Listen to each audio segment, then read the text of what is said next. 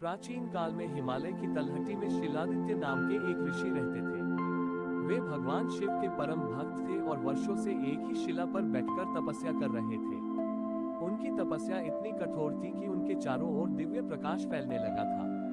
धीरे धीरे शिलादित्य को अपने धैर्य और अपनी भक्ति पर गर्व होने लगा।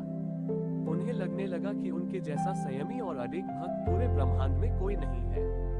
अंतर्यामी महादेव अपने भक्त के मन में पनपते इस सूक्ष्म अहंकार को देख रहे थे। वे जानते थे कि अहंकार भक्ति का सबसे बड़ा शत्रु है। एक दिन महादेव ने एक अत्यंत वृद्ध और दुर्बल भिखारी का रूप धारण किया और शिलादित्य के पास पहुंचे।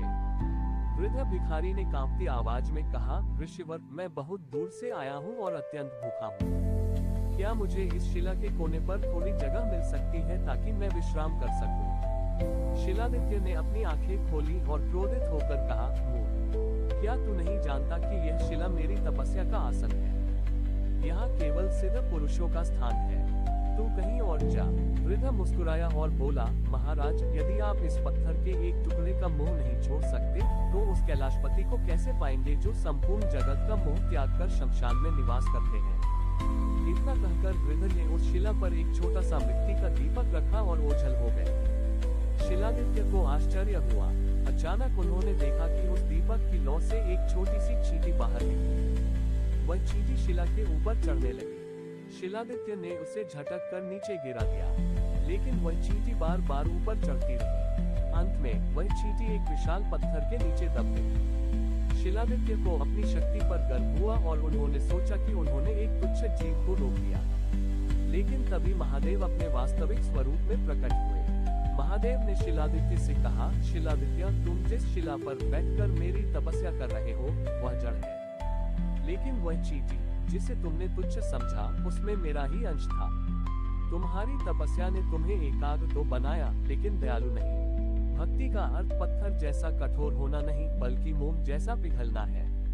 महादेव ने जैसे ही शिला पर अपना त्रिशूल स्पर्श किया, वो पत्थर फट गया और उसके भीतर से हजारों छोटे छोटे पुष्प खिल उठे।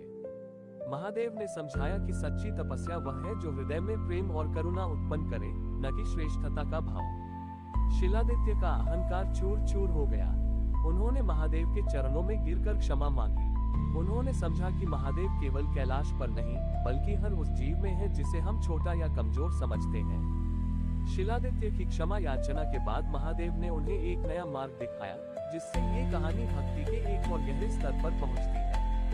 महादेव अंतर ध्यान हो गए, लेकिन जाने से पहले उन्होंने शिलादित्य से कहा, वत्स, अब तुम्हारी वास्तविक तपस्या शुरू होती है। इस पर्वत से नीचे उतरो और उस स्थान पर जाओ जहां मानवता को तुम्हारी सबसे अधिक आवश्यकता है। शिलादित्य ने अपनी सिद्धियों और उस पवित्र शिला का त्याग कर दिया। वे एक साधारण सेवक का वेश धारण कर एक अकाल पीड़ित गांव में पहुंच गए। वहां लोग बीमारी और भूख से त्रस्त थे। अब उनके पास न तो कोई आसन था और न ही कोई सम्मान। गांव में एक छोटी सी कुटिया बनाकर शिलादित्य बीमारों की सेवा करने लगे। एक रात जब वे एक असहाय वृद्ध की सेवा कर रहे थे, तो उस व्यक्ति ने चिढ़कर शिलादित्य के ऊपर पानी फेंक दिया और उन्हें अपशब्द कहे। एक क्षण के लिए शिलादित्य के मन में पुराना क्रोध जागा। उन्होंने सोचा, मैं एक महान ऋषि होकर इस साधारण व्यक्ति की चुटकियां क्यों सुन रहा हूँ? लेकिन तभी उन्हें महादेव के शब्द याद आए, भक्ति मोम की तरह पिघलना है। शिलादित्य शांत रहे, मुस्कुराए और वृद्ध के पैर पोंछने लगे। उसी क्षण उस कुटिया की फूस की छत सोने की तरह चमकने लगी। अचानक वहां यमराज प्रकट हुए। उन्होंने कहा, ऋषिवर, इस वृद्ध के प्राण हरने का समय आ गया है, लेकिन आपकी सेवा और प्रार्थना ने इनके कर्मों का भार हल्का कर दिया है। क्या आप अपनी तपस्या का आधा पुण्य इन्हें देकर इन्हें मोक्ष दिलाना चाहेंगे? यह एक कठिन परीक्षा थी। वर्षों की तपस्या का फल किसी अनजान और कटु व्यक्ति को दे देना साधारण बात नहीं थी। शिलादित्य ने बिना एक क्षण गनवाए कहा, हे धर्मराज, यदि मेरी तपस्या किसी के काम न आए तो वह व्यर्थ है। आप मेरा सारा पुण्य ले लें, बस इस आत्मा को शांति प्रदान करें। जैसे ही शिलादित्य ने अपना पुण्य दान किया, वह वृद्ध व्यक्ति महादेव के दिव्य स्वरूप में परिवर्तित हो गया। यमराज भी लुप्त हो गए।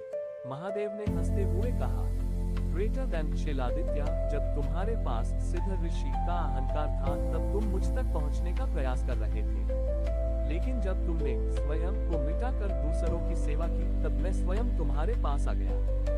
अब तुम पत्थर की शिला पर नहीं, मेरे हृदय में निवास करते हो। Greater than, महादेव ने उन्हें नंदी के समान गणों में स्थान दिया, जो सदैव उनके समीप रहते हैं। सच्ची धार्मिकता वह नहीं है जो हमें दुनिया से अलग कर दे, बल्कि वह है जो हमें पूरी दुनिया से जोड़ दे। जब हम दूसरों के दुख को अपना समझने लगते हैं, तो महादेव को खोजने की आवश्यकता नहीं पड़ती, वे स्वयं हमारी सेवा स्वीकार करने आ जाते हैं।